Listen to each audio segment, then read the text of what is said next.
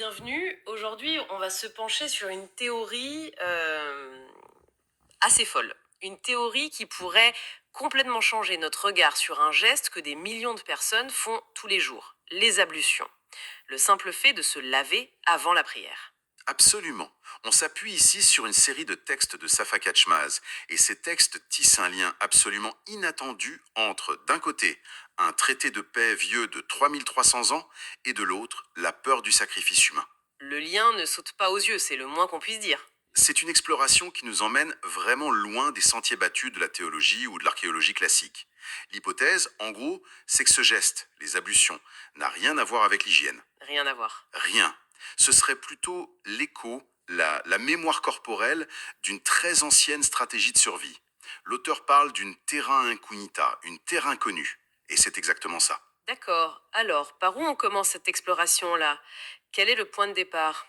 Le point de départ, c'est un document historique très célèbre, le traité de Kadesh. Ah oui, le plus vieux traité de paix écrit qui nous soit parvenu, entre les Égyptiens et les Hittites. C'est ça. Et dans ce traité, il y a une clause qui parle de la restitution des fugitifs. D'accord. Et le cœur du problème, il est là. La traduction qu'on lit partout depuis des décennies est très poétique. C'est celle qui dit que les larmes ne coulent pas de leurs yeux. Exactement.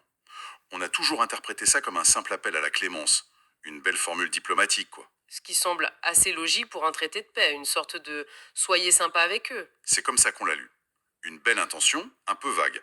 Sauf que, selon les recherches qu'on analyse aujourd'hui, cette traduction est une erreur. Une erreur? Une erreur fondamentale. Si on retourne aux textes originaux, en hiéroglyphes et en acadien, le sens n'est plus du tout poétique. Il est incroyablement concret. Presque. Juridique? Mieux, Anatomique? anatomique. C'est-à-dire, qu'est-ce qu'il dit vraiment, ce traité? Ben, la relecture donne ceci, et c'est quasi une citation.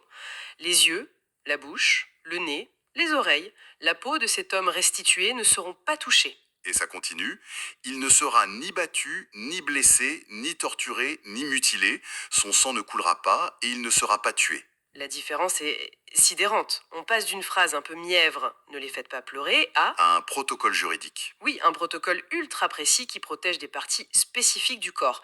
C'est comme si on découvrait un chapitre caché de la Convention de Genève au milieu de l'âge du bronze. L'image est très bonne. Ce n'est plus de la pitié, c'est une liste d'interdictions formelles, de mutilations. Et ça, bien sûr, ça change tout. Ça soulève une question immédiate. En effet, si cette liste d'organes n'est pas une formule au hasard, pourquoi cela? Yeux, nez, bouche, oreille, peau. Et c'est là qu'on fait le premier grand saut. Cette liste, c'est, à quelques détails près, la liste exacte des organes qu'on purifie dans les ablutions dans l'islam. C'est vrai. Le visage, la bouche, le nez, les avant-bras qui incluent la peau, les oreilles. La correspondance est trop précise pour être une coïncidence.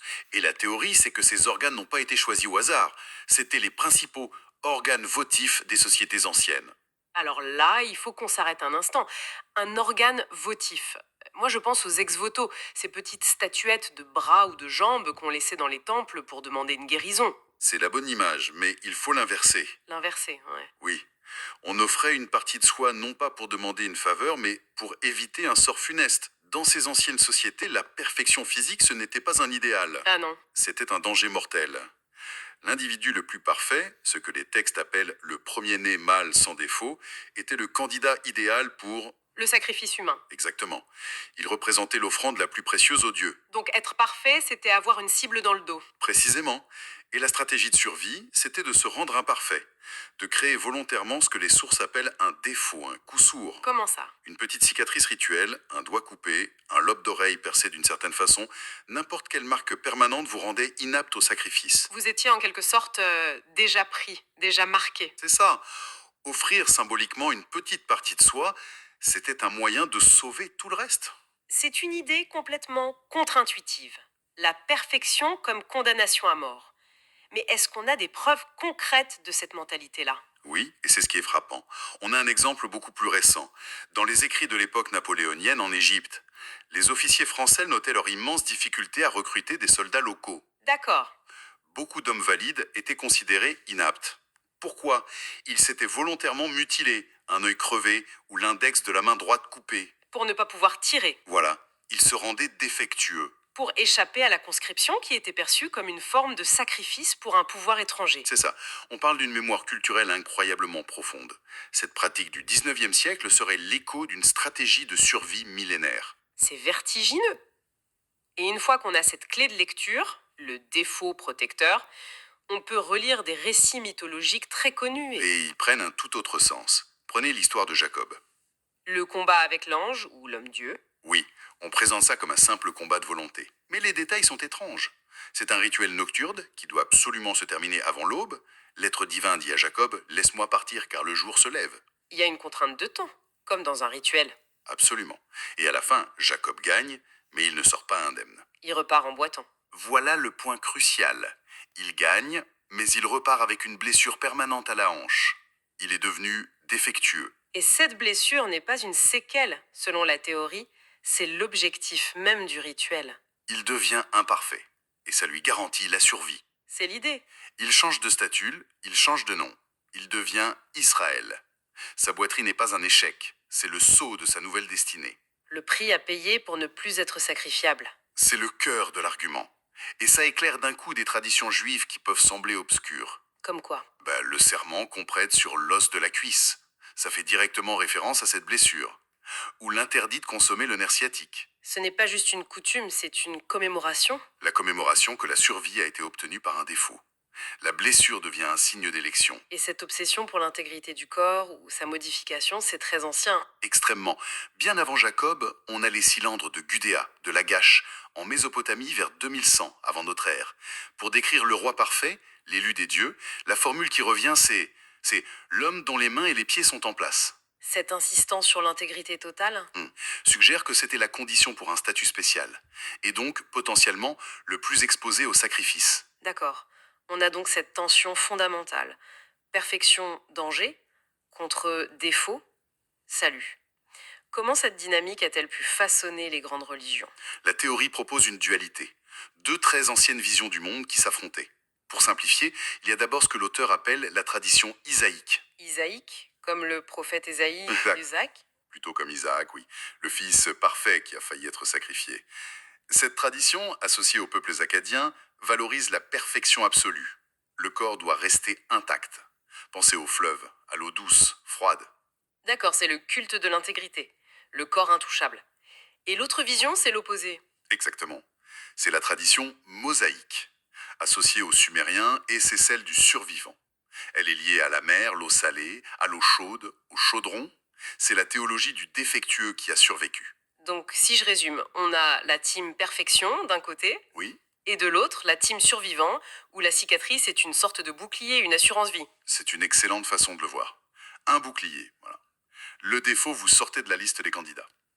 On a donc deux logiciels complètement différents pour gérer le rapport au divin. C'est ma question suivante. Comment combine-t-il tout ça? C'est là que ça devient fascinant. Les ablutions islamiques apparaissent comme une synthèse spectaculaire de ces deux pôles.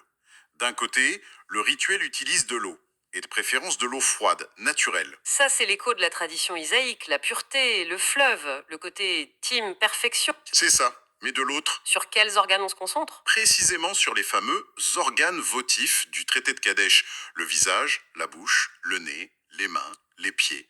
Toutes ces zones qui, dans la tradition mosaïque, étaient les lieux où l'on créait le défaut protecteur. C'est incroyable. C'est comme si le rituel disait on honore l'idéal de pureté avec l'eau, mais on commémore les stratégies de survie de nos ancêtres en touchant ces parties du corps. C'est une fusion des deux logiques. Une reconnaissance de la pureté et en même temps un hommage à la survie par l'imperfection. C'est la synthèse. Et il y a un dernier geste qui vient boucler la boucle, le fait de passer la main humide sur la tête, le mas. Oui, Ce geste serait l'héritage de l'ancienne marque de propriété.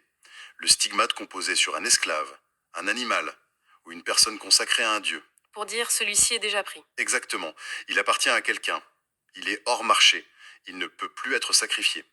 Donc, pour résumer cette pensée qui est incroyablement dense, le plus vieux traité de paix au monde ne parlerait pas de larmes, mais d'anatomie. C'est ça. Les ablutions ne seraient pas une question de propreté, mais un rituel qui rejoue chaque jour la fuite de nos ancêtres face au sacrifice humain. Absolument. Et la perfection, loin d'être un but, aurait été pendant des millénaires une condamnation à mort. Cette perspective change tout. Ces gestes ne sont plus des superstitions ou des commandements divins arbitraires. Ils deviennent une forme de diplomatie corporelle, une négociation menée sur des millénaires entre la vie et la mort. Le corps humain devient le premier texte de loi. C'est un peu ça. Le premier traité de théologie.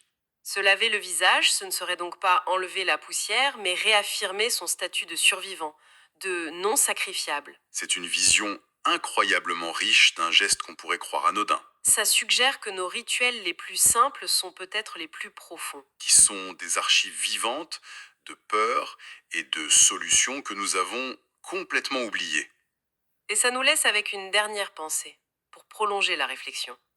Si un simple geste, comme se laver, peut contenir une histoire si profonde sur la survie de nos ancêtres, combien de nos autres habitudes, de nos rituels quotidiens pourraient être porteurs de récits oubliés?